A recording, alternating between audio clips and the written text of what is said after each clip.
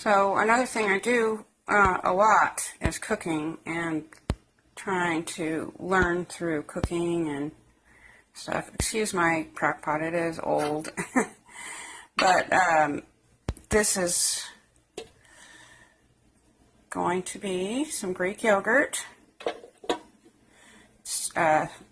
We'll put it up to 180 degrees, and then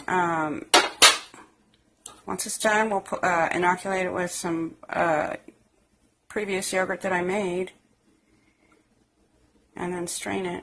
Well, I'll show you the process. This is going to be for a couple hours. Once it reaches 180 degrees, I got to let it cool down to 110, 115, and I'll show you that process once it gets cooled to that point. Okay, so we're almost at 115. We can put the starter in at between 110 and 115.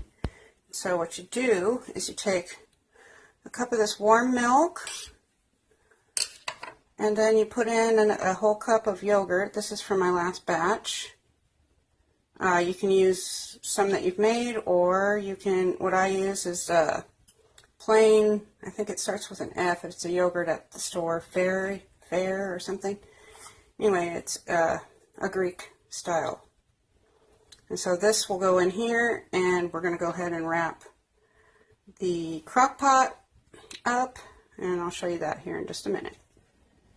So here's our starter. Now I will leave the link to the recipe I used. I'm not sure, I'm pretty sure you can use any milk, but I'll leave a link down below so you'll know all the steps, and they have some tips in there. I use some, I get some raw milk from a farm here. Well, it's actually down in southern Missouri, and they're kind enough to bring up raw milk and pastured eggs and cream and a bunch of other meats and stuff. So I'm really blessed that way. Of course, I don't buy meat that often because I can't really afford it, but you know, when you can, and it's nice to have access to it. So this is going to go in here, and we've got the towel here,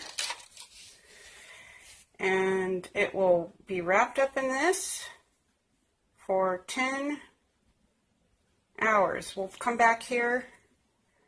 Let's check the temperature. You got to really get the temperature right. Let's see this. Oops, it's upside down.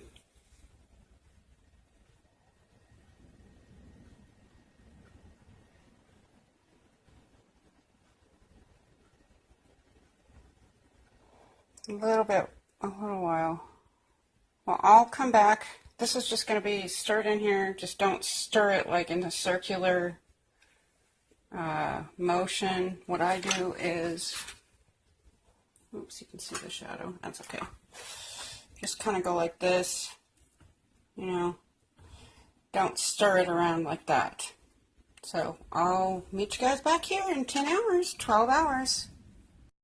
All right, it's been about 10 to 12 hours. And you can see it's gelled. And we've got our flour sack and strainer, and this will be strained for about 3-4 hours. And that's the key with the Greek yogurt, is to strain it to get all the way out. Alright, I'm going to have 2 hands for this. Here's what it looks like underneath the fat. Yep, just looks like yogurt. Tastes like yogurt. I'm going to get a couple of these going here. Alright. And I'll bring you back in a couple hours to take a look at what the yogurt looks like after straining it. You can see the consistency. It's really just like regular yogurt. Alright, so they're straining now. Well, we should get quite a bit of whey off of it. Just cover this like that.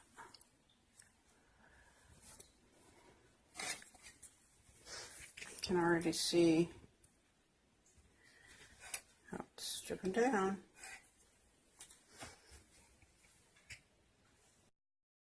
So here it's been about an hour. You can see how far down it's gone.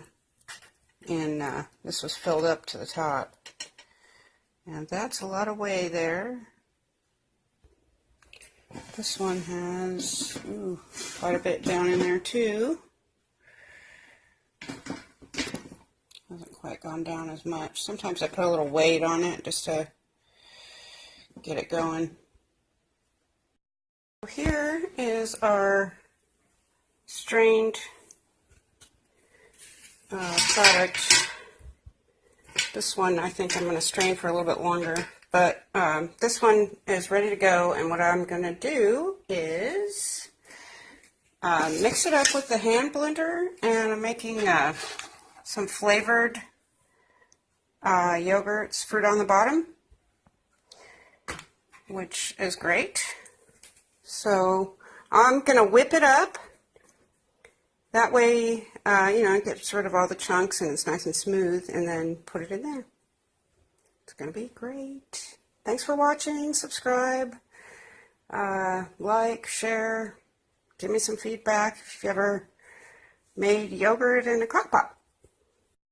I wanted to show you also the whey. I use this for a lot of different things. I put it on the plants. I give it to the dog. I can make little ice cubes out of it, so throw it in smoothies. You can also, did I say feed the plant?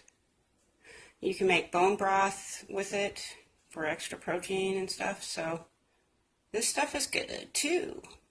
Anyway, thanks again. Have a great day.